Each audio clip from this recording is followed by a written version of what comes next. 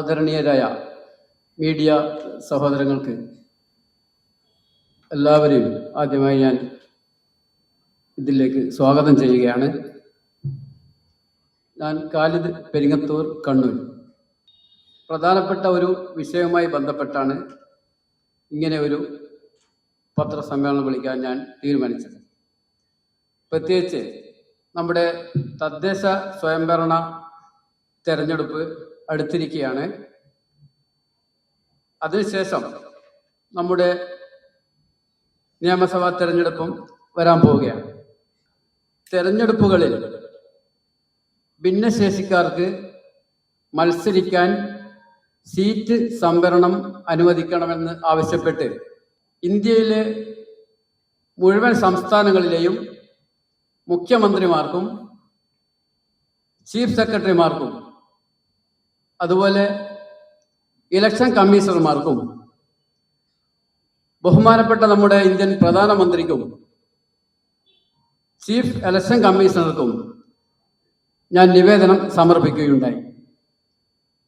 ഭിന്നശേഷിക്കാർക്ക് മറ്റുള്ള പല മേഖലകളിലും സംവരണം അനുവദിച്ചതുപോലെ തെരഞ്ഞെടുപ്പിലും അവർക്ക് പ്രത്യേകം സീറ്റ്, അതായത് നമ്മളിപ്പോൾ വനിതകൾക്ക് പ്രത്യേകം റിസർവേഷൻ സീറ്റ്, നമ്മുടെ പട്ടികജാതി പട്ടികവർഗ സഹോദരങ്ങൾക്ക് മത്സരിക്കാൻ പ്രത്യേക സീറ്റ്, അതുപോലെ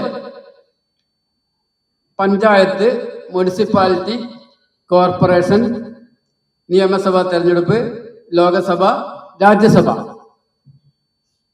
ഇതിലൊന്നും ഈയൊരു റിസർവേഷൻ എന്ന നിലയിൽ ഇവർക്ക് സംവരണമില്ല.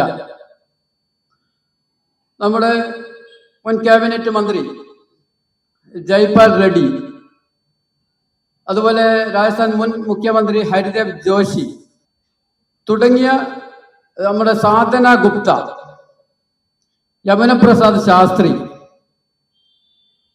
ഇങ്ങനെയുള്ള പ്രഗത്ഭരായ ആളുകൾ ഭിന്നശേഷിക്കാരാണെങ്കിലും മികച്ച പാർലമെന്ററിയൻ ആയിട്ടും അതുപോലെ ജനപ്രതിനിധികളായിട്ടും മികവ് തെളിയിച്ചവരാണ്. പക്ഷേ ഇവരൊന്നും ഭിന്നശേഷി ആ റിസർവേഷനിലൂടെ വന്നവർ, ഇവരുടെ സ്വയം കഴിവ് കൊണ്ട് വന്നതാണ്. ലോകത്ത് ഏറ്റവും കൂടുതൽ ജനസംഖ്യയുള്ള ഒരു രാജ്യമാണ് നമ്മുടെ ഭാരതം. അതുപോലെ തന്നെ ഭിന്നശേഷിക്കാരുടെ എണ്ണത്തിലും ആനുപാതികമായ വർധനവുണ്ടെന്നാണ് കണക്കുകൾ സൂചിപ്പിക്കുന്നത്.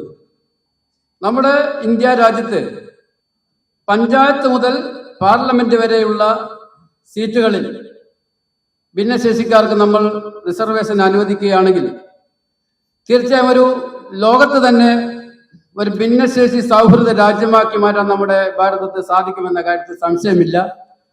അതുപോലെ തന്നെ ലോക രാഷ്ട്രങ്ങൾക്ക് പോലും ഇതൊരു മാതൃകയാവുമെന്ന കാര്യത്തിൽ സംശയമില്ല. ഇന്ന് ഭിന്നശേഷിക്കാർ നിരവധി പ്രശ്നങ്ങൾ അഭിമുഖീകരിച്ചുകൊണ്ടിരിക്കുകയാണ്. ഇവരുടെ സമൂഹത്തിൽ ഇവരുടെ സ്ഥാനവും പദവിയും ഉയർത്തുന്നതിനും സമൂഹത്തിൽ ഇവരുടെ കാഴ്ചപ്പാടിൽ മാറ്റം ഉണ്ടാക്കുന്നതിനും ഇവരെ അംഗീകരിക്കുന്നതിനും ജനപ്രാതിനിധ്യ സഭകൾ കൂടി ഇവർക്ക് വേണ്ടത്ര അംഗീകാരം ലഭിക്കേണ്ടതുണ്ട്. അതിന് തന്നെ നമ്മുടെ രാജ്യത്തെ മുഴുവൻ രാഷ്ട്രീയ പാർട്ടികളും ഭിന്നശേഷിക്കാരെ സ്ഥാനങ്ങളിലെത്തിക്കാൻ പഞ്ചായത്ത് സ്ഥാനങ്ങൾ മുതൽ അഖിലേന്ത്യാ തലം വരെയുള്ള കമ്മിറ്റികളിൽ ഇവരുടെ പങ്കാളിത്തം ഉണ്ടാകേണ്ടതുണ്ട്. എങ്കിൽ ഒരളവോളം ഭിന്നശേഷിക്കാരുടെ പ്രശ്നങ്ങൾക്ക് എളുപ്പം പരിഹാരം കാണാനും സമൂഹത്തിൽ ഇവരോടുള്ള കാഴ്ചപ്പാടിൽ മാറ്റം വരുത്താനും നേതൃനിലയിൽ ഇവർ എത്തിച്ചേരാനും ഇവരെ സമൂഹം അംഗീകരിക്കാനും കൂടുതൽ ഇത് വഴിയൊരുക്കുമെന്ന കാര്യത്തിൽ സംശയമില്ല. ഇന്ത്യയിലെ മുഴുവൻ സംസ്ഥാനങ്ങളിലും ഞാൻ ഇങ്ങനെ ഒരു നിവേദനം സമർപ്പിച്ചതിന്റെ അടിസ്ഥാനത്തിൽ പല സംസ്ഥാനങ്ങളിൽ നിന്നും എനിക്ക് മറുപടികൾ കിട്ടിക്കൊണ്ടിരിക്കുകയാണ്. തമിഴ്നാട്ടിലെ ശ്രീ സ്റ്റാലിൻ സർക്കാർ അടുത്തായി 3500 പേരെ ഡയറക്റ്റ് നോമിനേറ്റ് ചെയ്യാൻ വേണ്ടി തീരുമാനിച്ചിട്ടുണ്ട്. അത് ജന്മന ഭിന്നശേഷിക്കാർ മാത്രമല്ല, ആക്സിഡന്റിലും അതുപോലുള്ള പ്രശ്നങ്ങളിലും അംഗങ്ങൾ നഷ്ടപ്പെട്ട, മുറിച്ചു മാറ്റപ്പെടേണ്ടി വന്ന ആളുകളെ പോലും അദ്ദേഹം ഉൾപ്പെടുത്തിക്കൊണ്ട് അങ്ങനെ അവർക്കുള്ള റിസർവേഷൻ അടുത്ത തെരഞ്ഞെടുപ്പിൽ അദ്ദേഹം ഉറപ്പുവരുത്തിയിട്ടുണ്ട്. അതുപോലെ എൻ്റെ ഈ നിവേദനം കൊടുത്തതിന് ശേഷം നമ്മുടെ സംസ്ഥാനത്ത് തന്നെ പല ഭിന്നശേഷി സംഘടനകളും ഈ ആവശ്യമായി മുന്നോട്ട് വന്നുകൊണ്ടിരിക്കുന്നു. കോൺഗ്രസിന്റെ നേതൃത്വത്തിലുള്ള ഡിസബിലിറ്റി കോൺഗ്രസ് ഒരു സംഘടന അടുത്ത ഇവിടെ ഒരു ധർണാ സമരവും അസംബ്ലി പരിസരത്ത് നടത്തുകയുണ്ടായി. അതുപോലെ മുസ്ലിം ലീഗിന്റെ നേതൃത്വത്തിലുള്ള ഒരു സംഘടന നടത്തുകയുണ്ടായി. പല ഭിന്നശേഷി സംഘടനകളും ഇതുമായി ഇപ്പോൾ രംഗത്ത് വന്നുകൊണ്ടിരിക്കുകയാണ്. എൻ്റെ ഈ നിവേദനം ലഭിച്ച പല സ്ഥലങ്ങളിൽ നിന്നും എന്നോട് ചോദിക്കും, നിങ്ങൾ ഭിന്നശേഷിക്കാരനാണോ? നിങ്ങൾക്ക് മത്സരിക്കാനാണോ? നിങ്ങളുടെ കുടുംബക്കാരാരെങ്കിലും മത്സരിക്കുന്നുണ്ടോ? ഇങ്ങനെയുള്ള പല ചോദ്യങ്ങളുമാണ് ചിലയിടങ്ങളിൽ നിന്ന് എന്നോട് ചോദിക്കുന്നത്. അപ്പോൾ ഞാൻ പറഞ്ഞു, ഭിന്നശേഷിക്കാരായ ആളുകളെ, സമൂഹത്തിൽ ഏറ്റവും കൂടുതൽ അവശത അനുഭവിക്കുന്ന ആളുകളെ ഉയർത്തിക്കൊണ്ടുവരേണ്ടത്, അവരെ സംരക്ഷിക്കേണ്ടത് നമ്മുടെ ഓരോരുത്തരുടെയും ബാധ്യതയാണ്. ഇതുകൊണ്ടാണ് ഞാൻ ഈ ദൗത്യത്തിൽ ഇറങ്ങിയത്.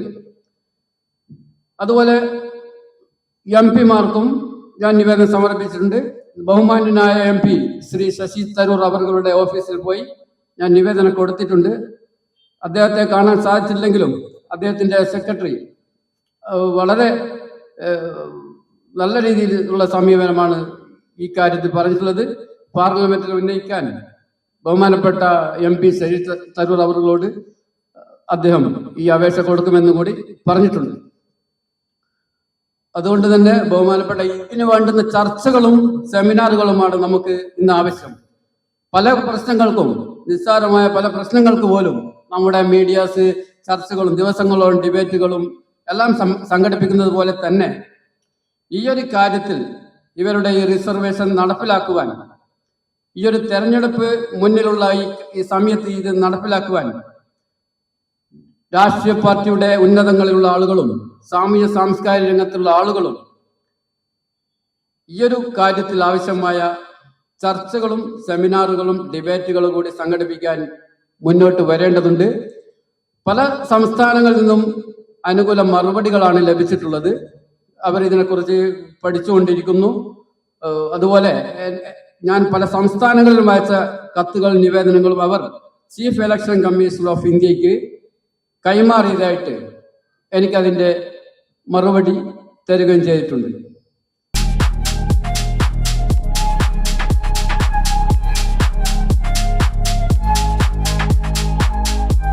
വാഗമൺ സ്പൈസസ്, വാഗമണിലെ എല്ലാ ഒറിജിനൽ പ്രോഡക്ട്സും തിരുവനന്തപുരത്ത് ഒരു കുടക്കീഴിൽ ജ്യോതിപുരം ഫുഡ് സേഫ്റ്റി ഓഫീസിന്റെ മുൻവശത്ത്.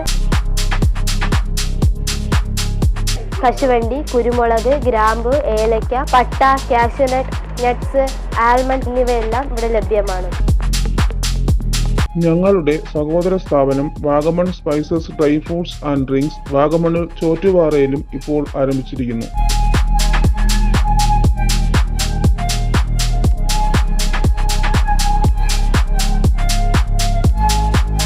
വാഗമണ്ണിൽ തുടങ്ങിയ വാഗമൺ സ്പൈസസിന് എല്ലാവിധ ആശംസകളും നേർന്നുകൊള്ളുന്നു.